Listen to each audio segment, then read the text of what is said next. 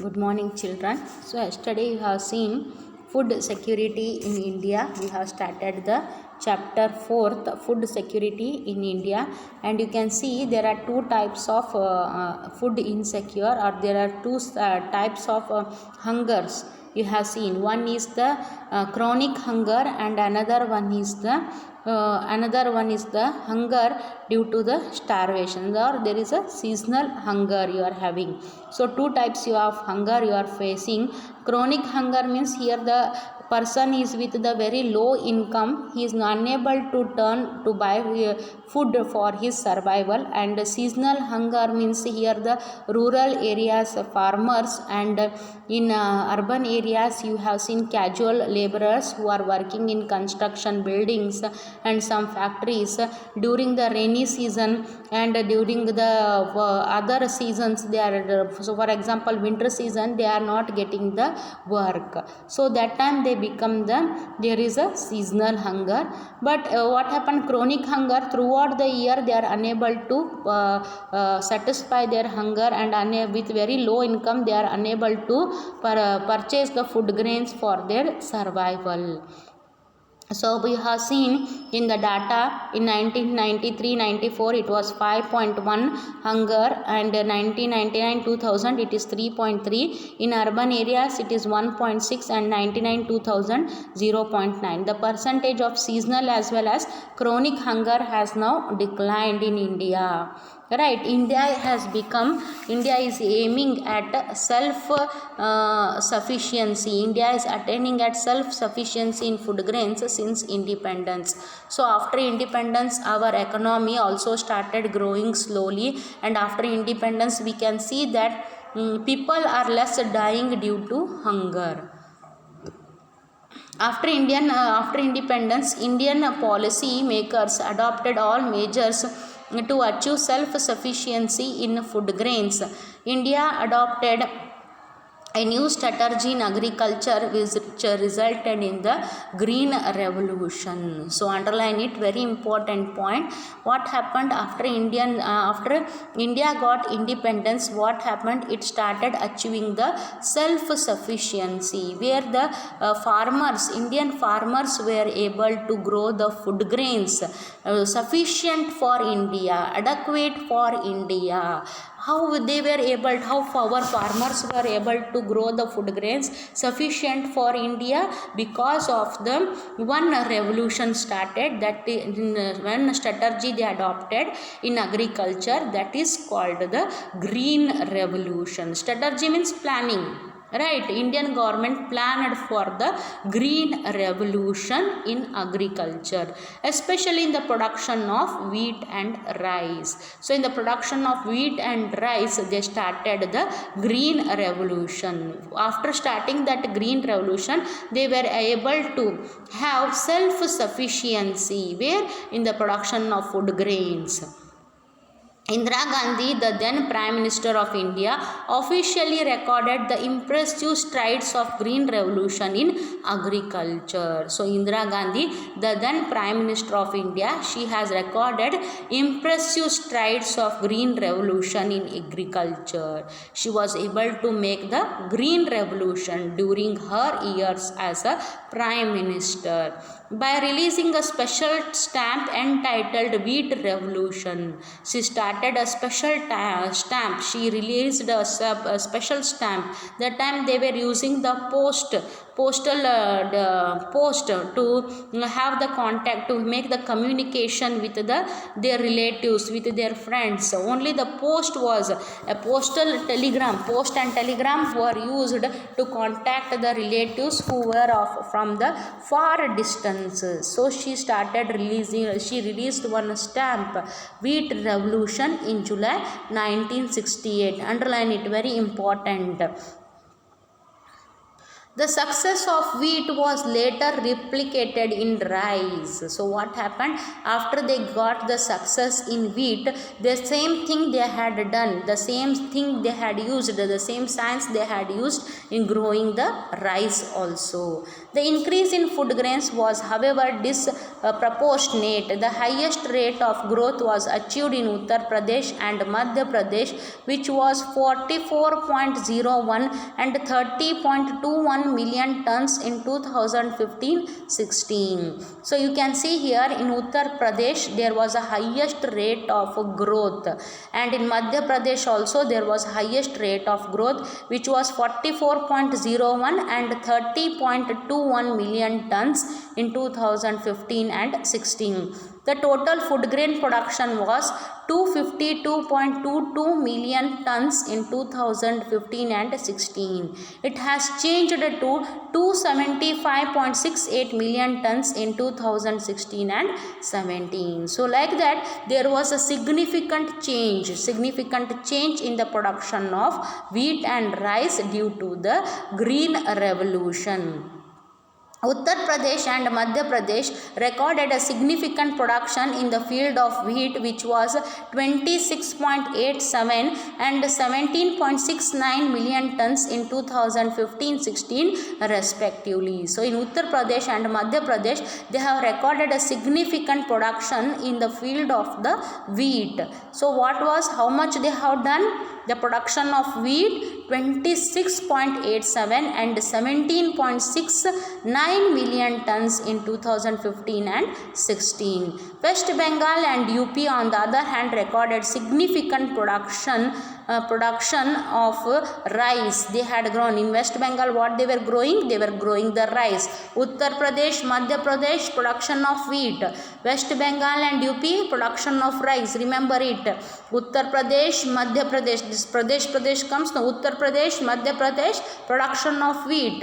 West Bengal and this one Uttar Pradesh on the other hand they recorded the significant production of rice, and how much it was? 15.75 million tons and 12.51 million tons in 2015-16 respectively. So let us move on. What is food security in India? Since the advent of Green Revolution in the early 1970s, the country has avoided famine even during adverse weather conditions.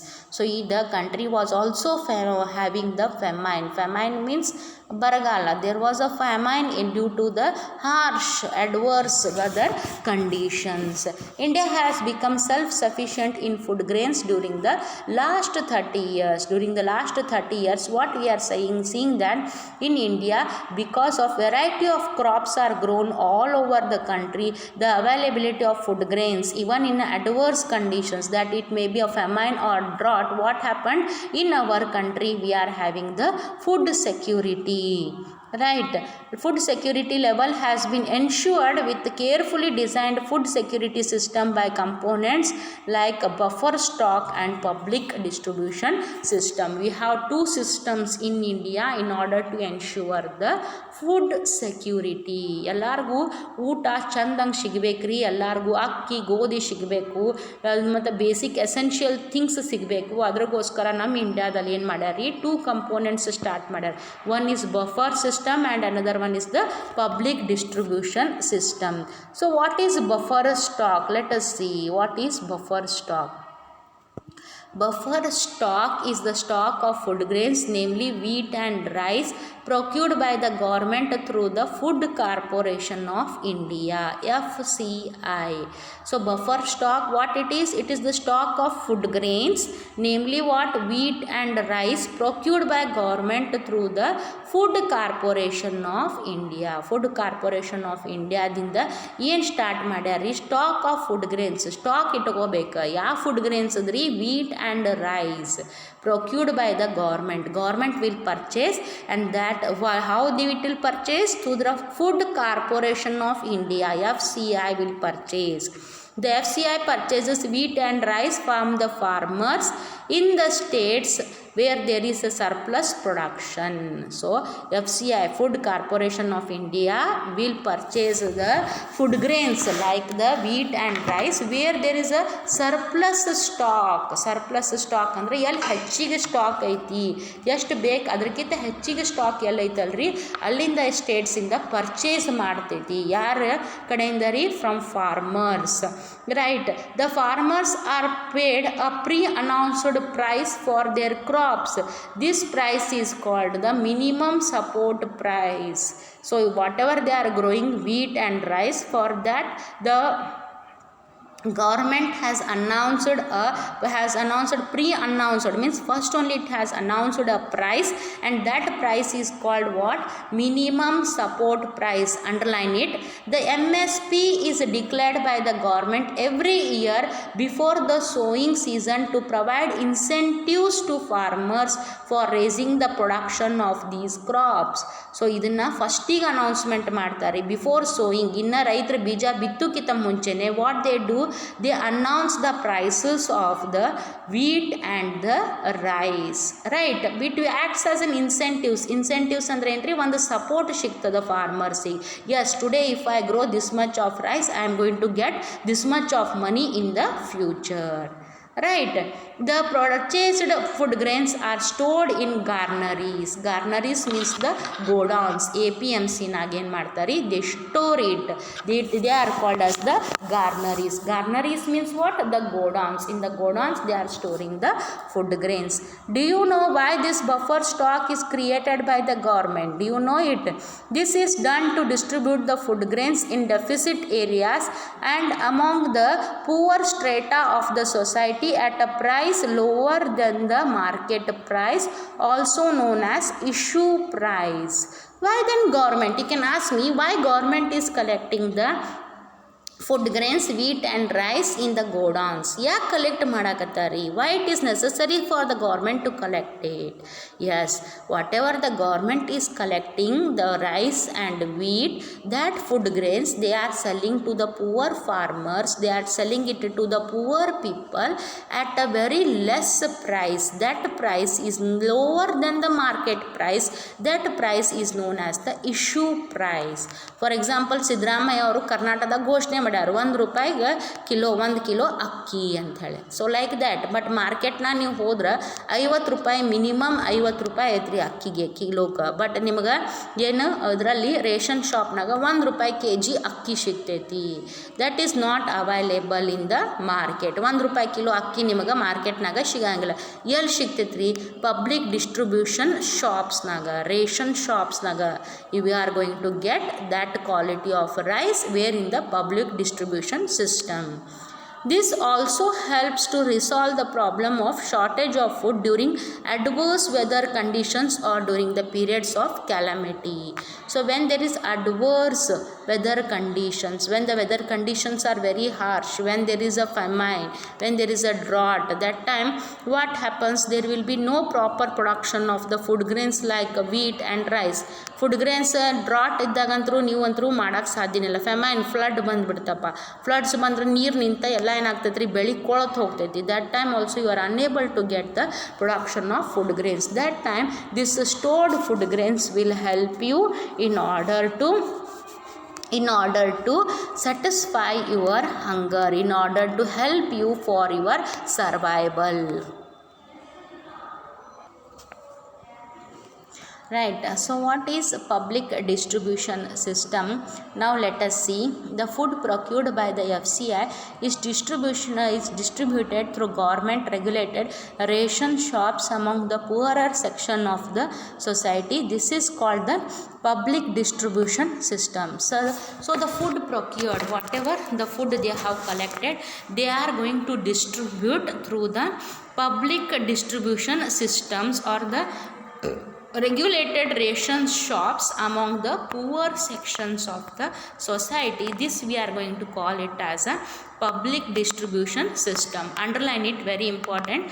Ration shops are now present in most localities, villages, towns and cities. Yes, ration shops they are available everywhere in India. They are available in the cities, they are available in the towns, they are available in the villages, they are available in the urban areas. There are about 5.5 lakh ration shops all over the country. So how many ration shops are available? 5.5 lakh ration shops are available.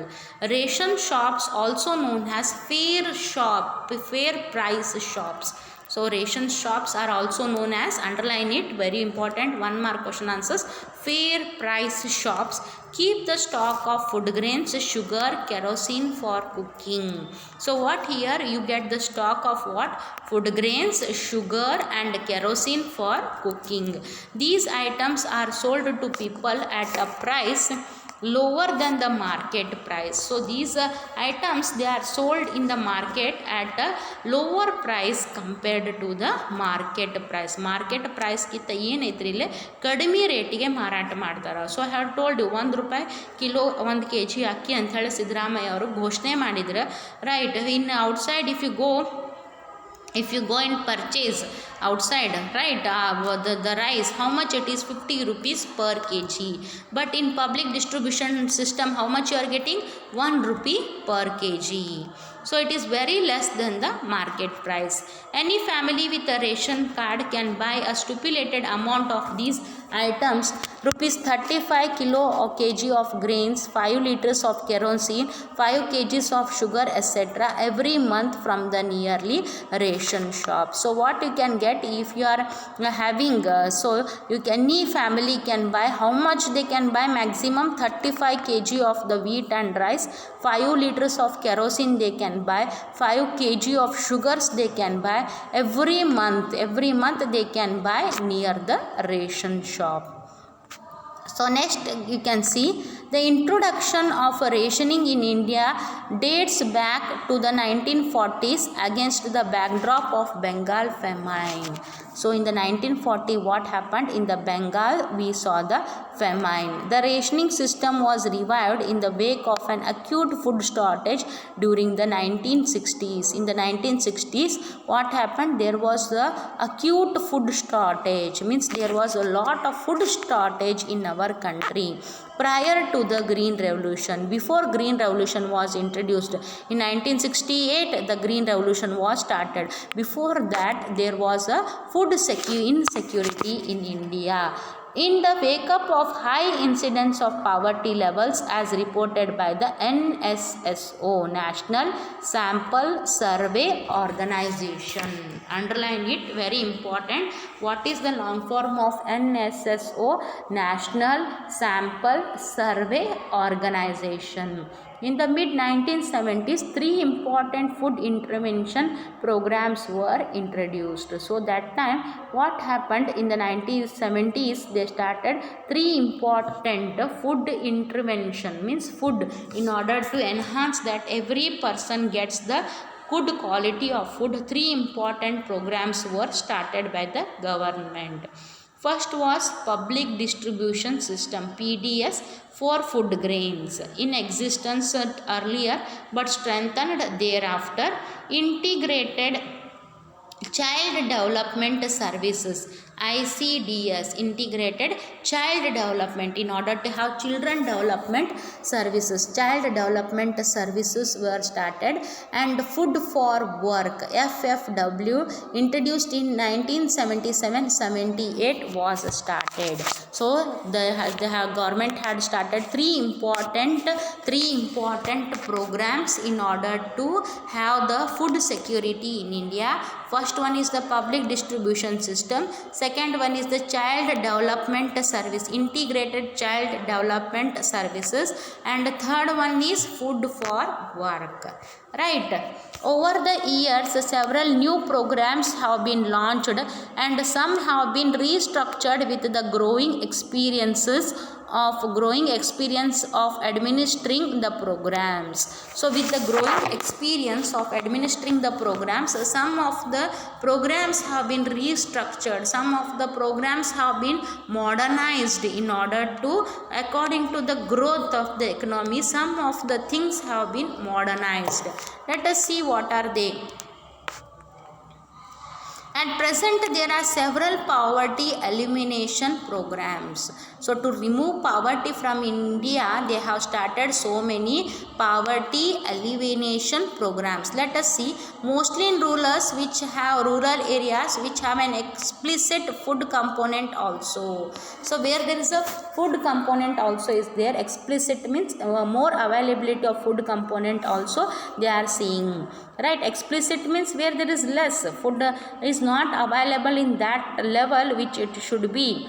While some of the programs such as PDS, midday meals, etc. are exclusively food security programs, most of the PAPs also enhance food security. So here you can see here food security programs have been exclusively started. For example, such as public distribution systems, midday meals have been started in order to ensure or in order to enhance the food security. Employment programs greatly contribute to food security by increasing the income of the poor. Employment programs, yes, in India lot of employment programs have been started by the government in order to have the food security.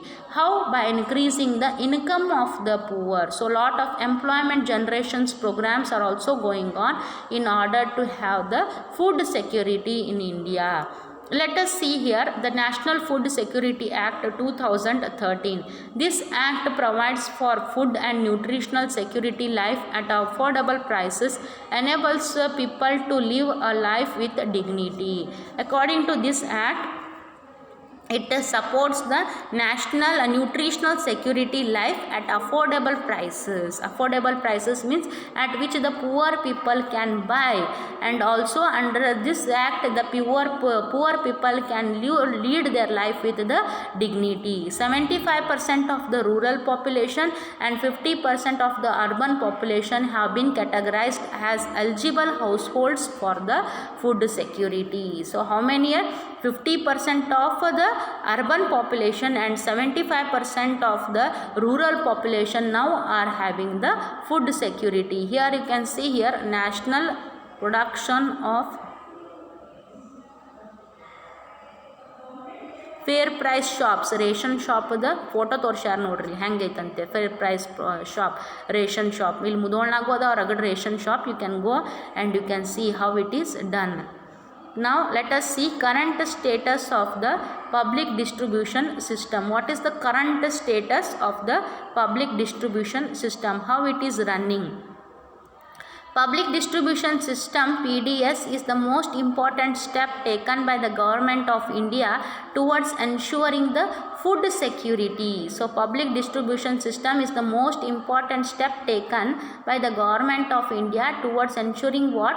Food security. In the beginning, the coverage of the PDS was universal with no discrimination between the poor and non-poor.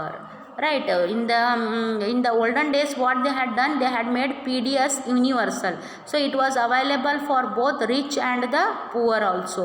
Over the years the policy related to PDS has been revised to make it more efficient and targeted.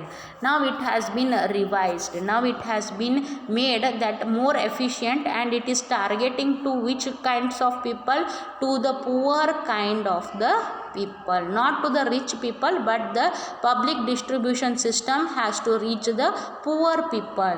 In 1992, revamped public distribution system was introduced in 1700 blocks in the country. So how much it was introduced? 1700 blocks in the country the public distribution system was introduced.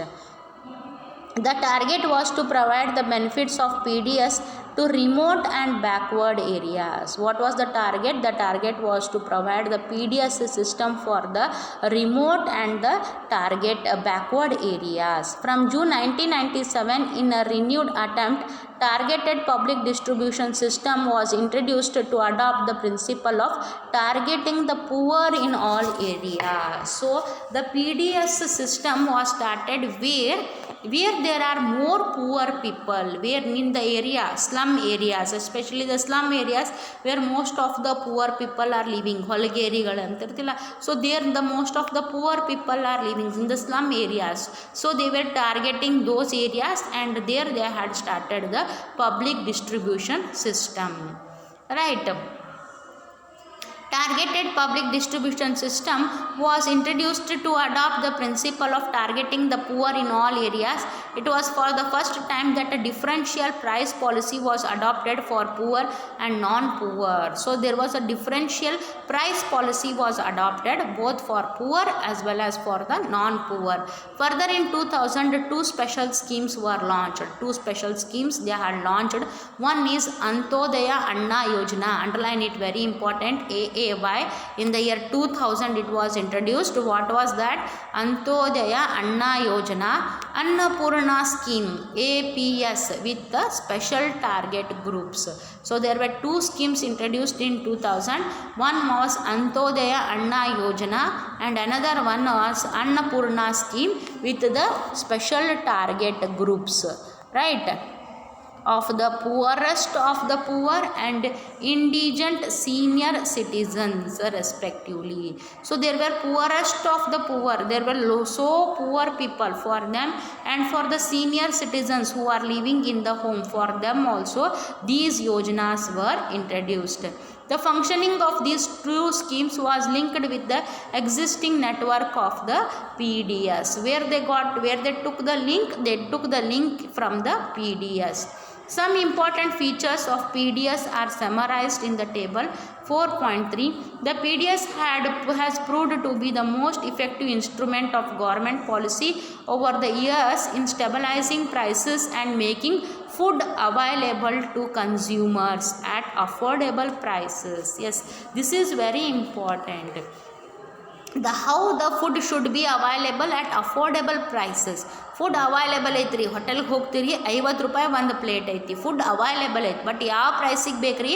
Affordable prices. Poor people should be able to pay for the food. That is very important and that has been made possible by whom? By the public distribution system.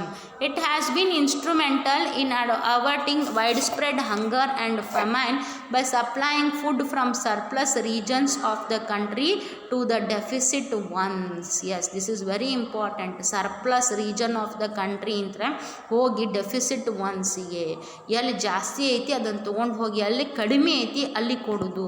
Surplus to deficit. So ಎಲ್ಲಿ ಜಾಸ್ತಿ ಐತಿ, where they are growing more production of food grains, where there is more, that food grains, that produced food grains should move to where? To those places where there is a less production of food grains. So from surplus to the deficit. In addition, the prices have been under revision in favor of poor households in general. So what happens? The prices have been under the revision. Revision means in the poor households in general. Poor households ಗೆ ಕೂಡ ಏನಾಗಬೇಕ್ರಿ? It has to go and meet. The system including the minimum support price and procurement has contributed to an increase in food grain production and provided income security to farmers in certain regions. So what is happening? The system including minimum support price and procurement has contributed to an increase in food grain production. So because of minimum support price which is given by the government nowadays for the farmers, because of that what happened, now the farmers have increased the production of the food grains in the certain regions. Farmers ಗೆ minimum support price government ಮೊದಲ ಘೋಷಣೆ ಮಾಡ್ತೈತಿ before production of the wheat or before production of the rice. ಅದರಿಂದ what happens? The farmers get the self confidence, the farmers get the motivation to produce more and more food grains in their areas. However, the public distribution system has faced severe criticism on several grounds. Yes, the public distribution system has faced severe criticisms on several grounds. Instances of hunger are prevalent despite overflowing granaries. FCI godowns are overflowing with grains, with some rotting away and some being eaten by rats. Yes, this is also happening everywhere. Even though the government is providing the garneries, godowns, public distribution system, but what happened because of the corruption, because of the bad mentality of the officers, what happened, this wheat and rice are not distributed to the people. Then what happens, it remains in the godown, it remains. After some times what, it will be attacked by the pests. ಹುಳ ತಿನ್ನಕ್ಕೆ ಚಾಲು ಮಾಡ್ತಾವ, ಇಲಿಗಳದ್ದು ಬಂದು ದಾಳಿ ಮಾಡಕ್ಕೆ ಶುರು ಮಾಡ್ತಾವ. ಅದನ್ನು ಅಲ್ಲಿ ಇಡೋದು ಎದಕ್ಕೆ ಅಂತಂದ್ರೆ ಇನ್ನೊಂದು ಸ್ವಲ್ಪ ದಿನ ಬಿಟ್ಟು ಏನು ಮಾಡೋದು, ಕಳ್ಳ ತುಡುಗಿಲೆ ಬ್ಲ್ಯಾಕ್ ಮಾರ್ಕೆಟ್ನಾಗ ಅದನ್ನೆಲ್ಲ ಮಾರಾಟ ಮಾಡ್ಕೊಳ್ಳೋದು, ಬೇರೆ ಬೇರೆ ಶಾಪ್ಸಿಗೆ ಮಾರಾಟ ಮಾಡೋಗೋಸ್ಕರ ಇವ್ರು ಏನು ಮಾಡ್ತಾರೆ, ಇಟ್ಕೊಂಡು ಕುಂದಿರ್ತಾರೆ officers. So all these things are happening. Instead of reaching the poor, it will go in the officers pockets. Subsidy is a payment that a government makes to producer that to supplement the market price of a commodity.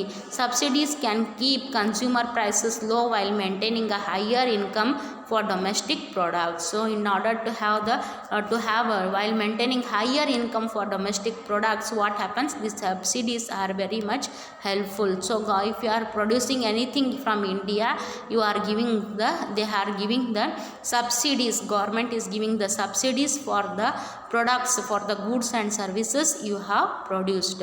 Why were the FCI garneries overflowing with food grains? Yes, this is the question. In 2014, the stock of wheat and rice with FCI was 65.3 million tons, which was much more than the minimum buffer norms. See here, according to Food Corporation of India, how much the stock was there? 65.3 million buffer norms, more than the buffer norms they have stored there. However, these remained consistently higher than the buffer norms.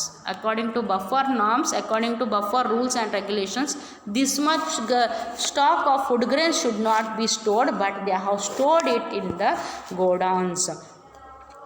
The situation improved with the distribution of food grains under different schemes launched by the government. The situation slowly got improved because government started introducing different programs, different policies, so that what schemes were launched, so that the government was able to distribute all these food grains to the poor people. There is a general consensus that high level of buffer stocks of food grains is very undesirable and can be wasteful.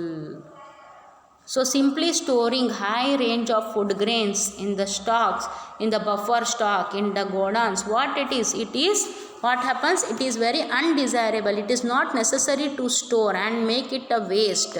Instead of that, you store only how much is needed for you, how much is necessary for you. Don't store more and make it eaten by the rats or making them pests attacked. What is the use of that stock of the food grains that you are having? Right. Next one, the storage of massive food stocks has been responsible for high carrying costs in addition to wastage and deterioration in grain qualities. Carrying cost also you are paying, lot of money you are wasting on that. Wastage and deterioration ಅಂದರೆ ಹಾಳಾಗಿ ಹೋಗಿದ್ದು, ಕೊಳತು ಹೋಗಿದ್ದು, waste ಆಗಿದ್ದು in the grain quality. ಎಲ್ಲ ಹುಳ ಹತ್ತಿದ್ರೆ, ಕಲ್ಲ ಮಣ್ಣು ಕುಡಿದ್ರೆ, who will use it, who will eat those that quality of rice? It is all completely waste. Freezing of MSP for a few years should be considered seriously. So freezing of a minimum support price should be considered. Freezing means stopping it for some years. It should be considered seriously. Why? Because simply storing lot of food grains and sending it to the pit is not at all useful. The increased food grains procurement at enhanced MSP is the result of the pressure exerted by leading food grain producing states such as Punjab, Haryana, Andhra Pradesh. So here you can see these are the leading food grain producing states. Which are they? They are very much enhanced. They are in the front of the what you can say, these are the front foot of the states in India which are producing high quantity of food grains. They are who? They are the Punjab, Andhra Pradesh and the Haryana. These are producing a lot of food grains, right? Moreover, as the procurement, here you can see they are filling it in the bags and bags of grains to the garneries. Garneries means they are sending it to the godown. So much the farmers have grown there, right? Is concentrated in a few prosperous regions: Punjab, Haryana, Western Uttar Pradesh, Andhra Pradesh, to a lesser extent in West Bengal. Here only we are seeing that there is a continuous production of the food grains. Which are those states? Punjab, Haryana, Western Uttar Pradesh, Andhra Pradesh, and some lesser extent West Bengal. And mainly two crops, wheat and rice. What they are growing? Only two crops, that is the wheat and the rice. Increase in MSP has induced farmers, particularly in surplus states, to divert land from production of coarse grains, which is the staple food of the poor, to the production of rice and wheat. So they think that they get the MSP, minimum support price, for growing the for the production of wheat and rice, thinking that the farmers in all these states, they are growing only the wheat and the rice. But there are some other food grains also necessary for them in order to lead their life. But what happened? They are not doing mixed cropping. Instead of that, they are going for the production of only two crops, that is the rice and the wheat.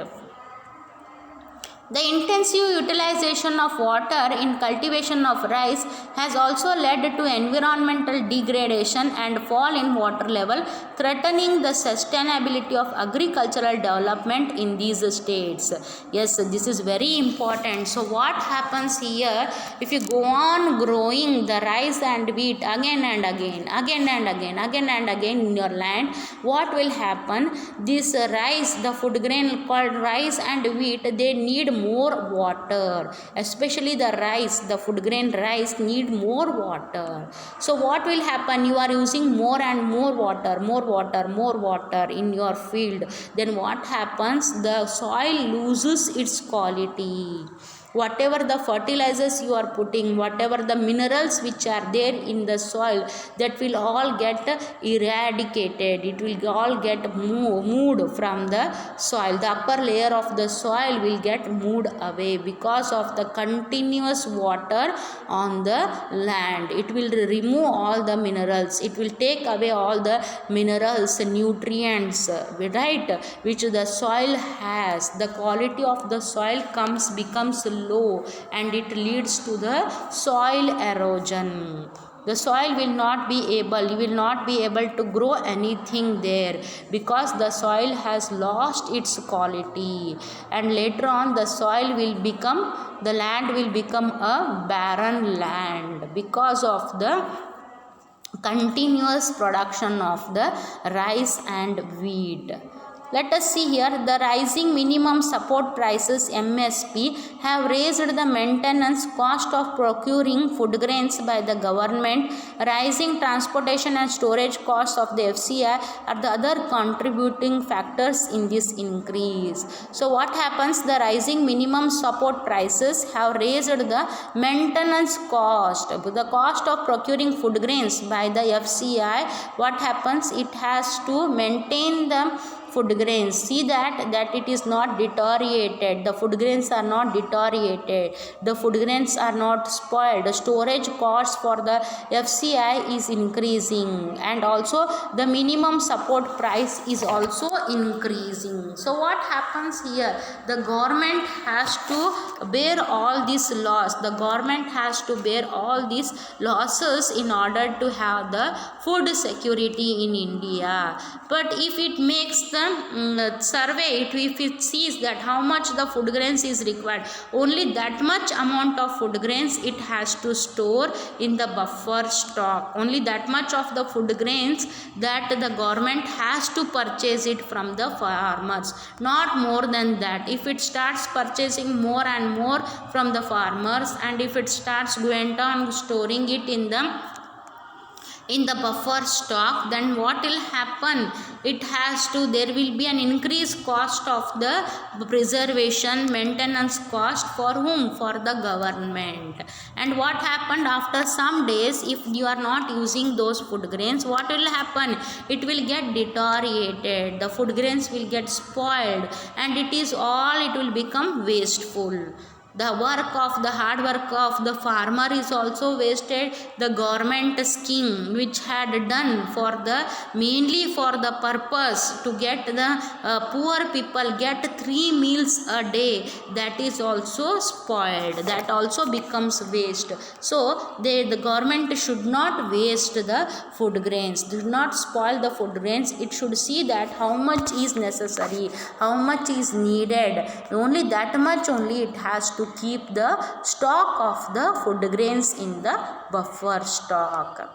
Okay children, you have to write the exercise question answers point wise. Don't write it in paragraphs. I am telling you again and again, you have to write the question and answers point wise. Don't write the notes in your book, only write exercise question and answers point wise. And in the exam I will be asking in the middle of the question answers, 1 mark only, MCQs and all I will be asking. So for that sake you need to read the textbook thoroughly. Completely you have to read the textbook, because I already told you textbook is the mother of 100 books. You need to read the textbook thoroughly. From that only I am going to give you multiple choice questions, 1 mark questions, some middle questions I will be giving you from the textbooks. So what is your duty? To read the textbook thoroughly, right? Don't write the notes, only read the textbook thoroughly and read the exercise question and answers. Okay children, thank you. Further I will continue it in the next class.